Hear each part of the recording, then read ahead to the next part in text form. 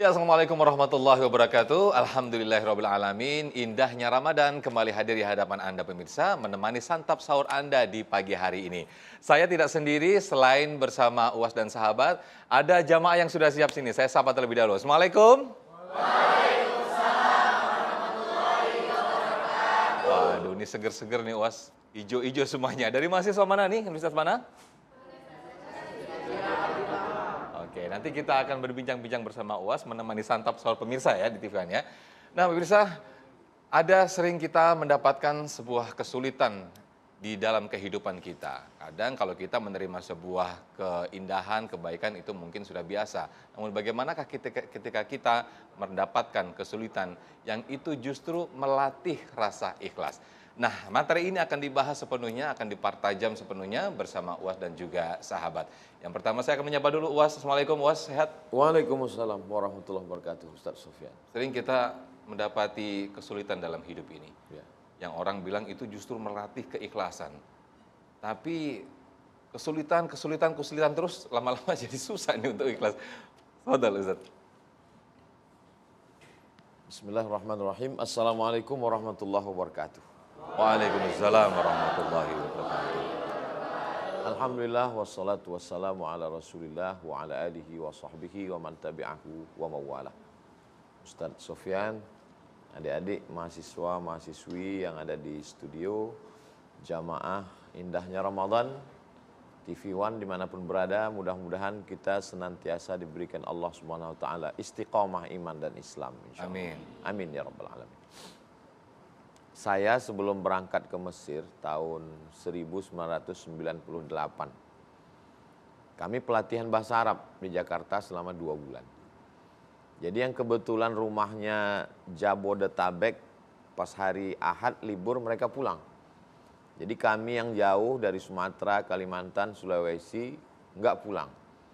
Jadi libur kami jalan keliling Jakarta. Lalu kemudian nggak tahu mau jalan kemana. Jadi kita kemana, kata teman saya, yang penting kita naik Metro Mini, nanti mana gedung tinggi kita berhenti. Berhenti, kami pun naik ke atas. Naik ke atas, tiba-tiba teman saya yang satu ini hilang, mana dia? Kami mundur lagi ke belakang, kami lihat dia sedang duduk. Kenapa ente duduk di sini? Lihat dulu, kata dia. Di belakang ada tulisan, harga kursi ini 15 juta, tahun 98. 25 tahun yang lalu. Ini kursi jati, kata dia. Terus ngapain ente duduk di sini? Ya paling enggak seumur hidup pernah duduk di kursi 15 juta. Orang hanya tahu hasil akhirnya. Bahwa ini kursi jati mahal tinggal di gedung tinggi di Jakarta. Orang tidak pernah tahu kursi ini datang dari mana. Ini datang dari kayu jati di tengah hutan belantara yang dipotong, dikupas kulitnya, dikeringkan, dipahat, dikasih kertas pasir, didempul, dicat, dipaku. Proses itu orang tidak pernah mau tahu. Tapi setelah jadi semuanya. Jadi memang maka kadang-kadang ada orang mengatakan, saya enggak terlalu penting hasilnya Pak Ustadz, yang penting prosesnya. Ada orang yang menikmati proses itu. Saya yakin dan percaya adik-adik, mahasiswa, mahasiswi sedang berada di proses itu. Dengan berbagai macam kesakitan, penderitaan, keluh kesah.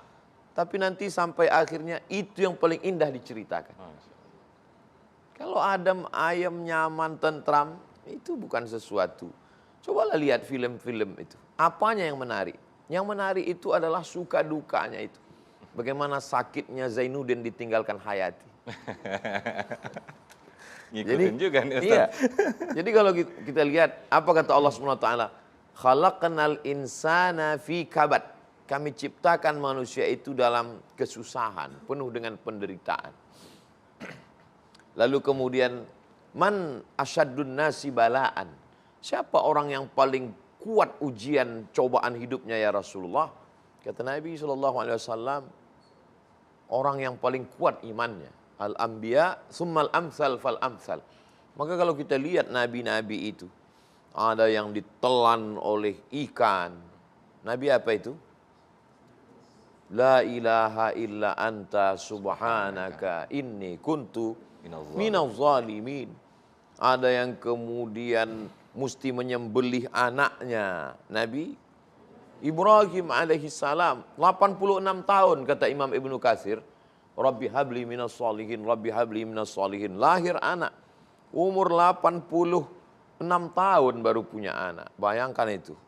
Bagaimana seorang perempuan lama tidak punya anak, namanya Hannah. Sampai-sampai dia bernazar, inni nazartu laka ma fi batni muharrara. Kalau nanti aku punya anak, yang ada dalam rahimku ini akan aku jadikan muharrar. Dalam tafsir makna muharrar khalisan li khidmati baitil maqdis. Dia tidak akan jadi apapun, dia hanya akan menjadi pelayan rumah suci. Falamma wada'atha qalat rabbi inni wada'tuha unsa. Setelah anak itu lahir ternyata anak itu perempuan. Sedangkan saat itu yang jadi pelayan rumah suci hanya laki-laki. Inni sammaituha Maryam. Aku beri nama anak itu Maryam. Akhirnya Maryam remaja, tinggal di mihrab, tidak kenal dengan laki-laki. Ujian itu datang. Arsalna lah, dikirimkan Allah Subhanahu wa taala seorang sosok malaikat. Perempuan yang suci, terjaga, terpelihara, tiba-tiba hamil, tidak punya suami. Sampai apa kata Maryam? Ya laitani muttu qabla hadza. Andai aku mati sebelum ini. Wa kuntu nasyan mansiya. Dan aku menjadi orang yang terlupakan. Kisah-kisah penuh dengan penderitaan itu ternyata hanya Allah cuma ingin sujud kita lebih lama. Air mata kita menetes, merasa dekat dengan Allah Subhanahu wa taala. Demikian Ustaz Sufyan. Masya Allah, terima kasih Ustadz Abdul Somad atas mukadimah yang disampaikan dengan tema besar kita, kesulitan hidup untuk meraih atau melatih rasa ikhlas kita. Betapa tadi digambarkan kursi kayu jati yang mahalnya 15 juta, kemudian cincin berlian hingga ratusan juta, itu membutuhkan proses yang panjang, banyak sekali kesulitan-kesulitan yang ditempuh. Kita masih dengan tema besar kita, kesulitan hidup, meraih rasa atau melatih rasa ikhlas. Ustadz Abdul Somad izin, ini Ustadz Abdul Somad alhamdulillah tidak sendirian, sudah datang Habib Ahmad Al-Kaf. Saya undang terlebih dulu. Assalamualaikum Habib, Masya Allah. Habib mana? Alhamdulillah. Masya Allah. Khair Ustaz. Alhamdulillah. Masya Allah. Alhamdulillah. Syakbarukum. Khair. Alhamdulillah. Masya Allah. Betul Habib. Fadhal Syekh. Assalamualaikum. Waalaikumsalam warahmatullahi wabarakatuh. Alhamdulillah. Nah pemirsa, nanti di segmen kedua nanti Habib Ahmad Al-Kaf akan memperdalam lagi materi kita yang menarik sekali, yaitu kesulitan dalam hidup meraih atau melatih rasa ikhlas. Sesaat lagi tetaplah di Indahnya Ramadan.